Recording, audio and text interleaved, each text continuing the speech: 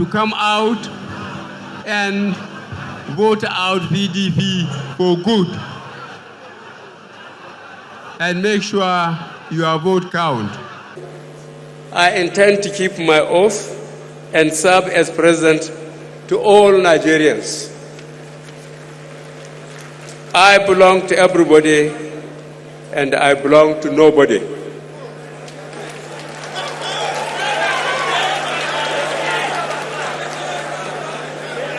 A few people have privately posed fears that on coming back to office, I shall go after them. These fears are groundless.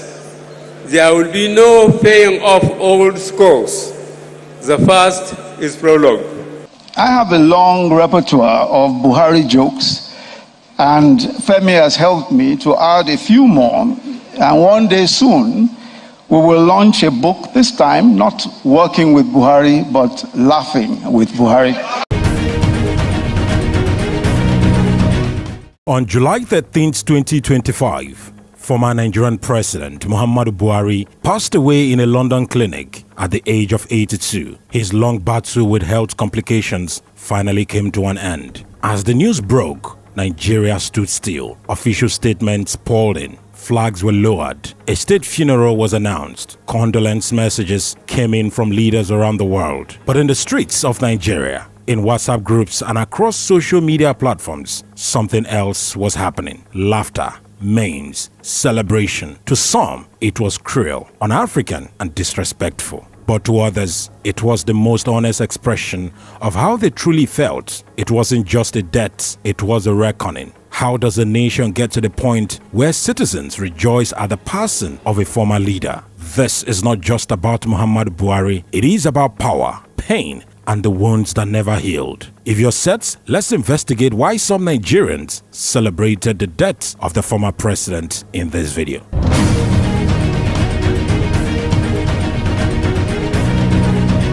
In 2015, Muhammadu Buhari returned to power like a messiah. After 3 failed attempts at the presidency, the retired general was sold to Nigerians as a rebranded Democrat, humble, disciplined, and ready to fight corruption. His campaign slogan was change. His message, I belong to everybody and I belong to nobody. It was inspiring. The nation had just endured a decade of insecurity, power failures, and alleged looting under the PDP. Buhari seemed like the moral alternative, the clean man, the strict disciplinarian, the one who could restore order. But what did Nigerians get in return? By 2023, inflation had tripled, the naira collapsed, unemployment surged, the road was still bad, the power sector still broken, few queues came back with a vengeance, and bandits, kidnappers and terrorists ran wild.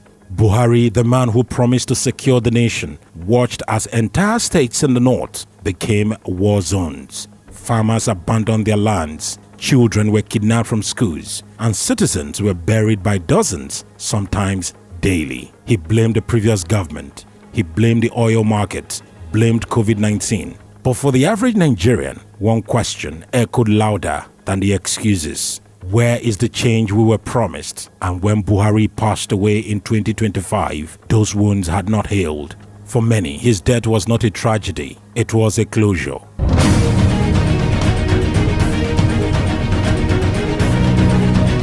October 2020, a movement erupted that would define a generation. Nigerian youths poured into the streets, demanding an end to police brutality, corruption and injustice. And it started with a hashtag, EndSARS. It began as a protest against the rogue police officers, but quietly evolved into something bigger, a revolt against a government that felt cold, absent and unaccountable. They marched, they sang, they demanded answers. But on October 20th, at the Lekki toll gates in Lagos, blood was spilled, bullets were fired, lives were lost, and silence followed. President Muhammadu Buhari waited days before speaking, and when he finally did, there was no compassion, no acknowledgement of the dead, just warnings and deflection. The youth felt betrayed. They had come in peace, but they were met with force, and their president said nothing. That moment became a permanent scar. For thousands, it was the end of hope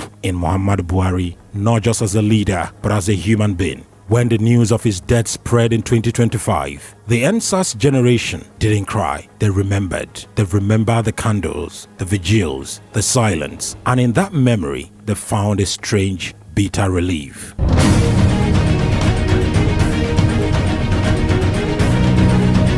Buhari was never just a politician. He was a symbol, a northern general, a Fulani conservative, a man of few words and fewer smiles. But in a country like Nigeria, fractured along ethnic and religious lines, symbols matter. And Buhari's symbol came with consequences. From 2015 to 2023, over 80% of his top appointees went to northerners, many of them Muslims. Key positions in military, police, intelligence, and even the economic sector were dominated by people from his region. Federal character was not just ignored, it was dismantled under his watch. The Southeast felt completely locked out. The South-South felt abandoned. Even within the Southwest, fractions brew quietly. It wasn't just about appointments, it was about presence, about inclusion. Buhari rarely visited the East. He rarely spoke directly to the South. And when he did, it often felt like a lecture,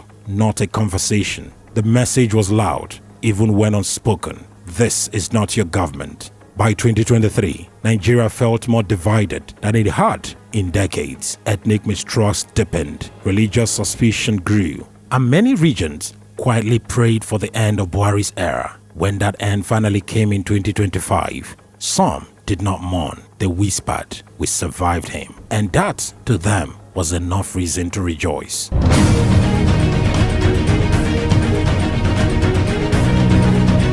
Buhari's critics says his greatest failure wasn't security or unity or even silence. It was the economy. Let's look at the numbers at this point in this video. In 2015, the exchange rate was 190 naira to a dollar. By 2023, it had crossed 700 naira. Nigeria slipped into 2 recessions under Buhari's watch, the worst in over 30 years. Jobs disappeared, industries collapsed, small businesses struggled under erratic policies and lack of power supply. Young graduates became street vendors. Parents could not pay school fees. Food prices tripled. A bag of rice went from 8,000 naira to over 40,000 naira under his watch. And the craziest part of it all, the Emefiele policy on rebranding the naira was another painful moment under the watch of Muhammadu Buhari. While Buhari's government borrowed millions in foreign loans, debt piled up, future generations were mortgaged. Yet, the people saw no tangible benefits, no mass transit system,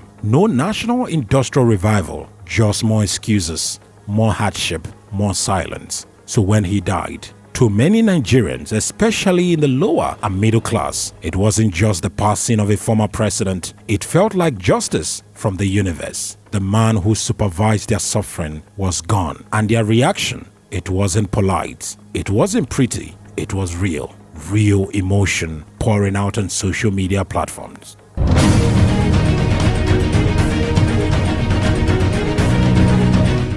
Let's be clear, not all Nigerians celebrated Buhari's death. In fact, in the north, especially among older conservatives, he remained a deeply respected figure. To them, Buhari was a man of integrity. He lived modestly. He didn't steal flamboyantly. He built rail lines, completed the long-abandoned Second Niger Bridge, and invested in agriculture. He was seen as disciplined, focused, and a servant leader. In towns like Daura, Katsina, Kano, and among other northern states, his face was still revered. To many northern Muslims, he was not perfect, but he was honest. So when the South erupted in memes and mockery, the North felt insulted. How can you laugh at the death of a father? They asked. Where is your humanity? They asked again. But the truth is, both sides were right. Because legacy in Nigeria is never national, it is regional, personal, and emotional. And in Buhari's case, it was painfully divided. Some saw a patriot, others saw a tyrant.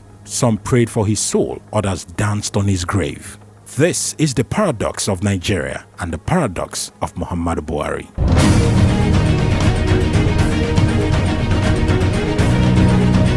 What does it say about a nation when citizens celebrate the death of their leader? Is he a moral failure or is he a cry for justice? Psychologists call it symbolic relief, the emotional release people feel when the source of their pain is finally gone. It is not about the corpse, it is about the scars. And in Nigeria, Buhari did left many, even as a military ruler and even as a democratic president. His governance reminded citizens of military rule, firm, unfeeling, and far removed. He rarely addressed the nation directly. He never apologized for failures. He showed no public empathy for victims of massacres, inflation, or police brutality. To the poor, he was invincible. To the youth, he was indifferent. And to the region he ignored, he was an occupier, not a president. So when deaths came, people didn't rejoice in cruelty, they rejoiced in survival, in endurance, and in the hope that maybe, just maybe, the next leader would be different. Buhari's passing was not just a funeral, it was a political exorcism, a message to the powerful. We are watching, we'll remember, and we will be speaking, even if it offends tradition. Because in the end, history is not written by state funerals, it is written by the people who lived and suffered under your rule.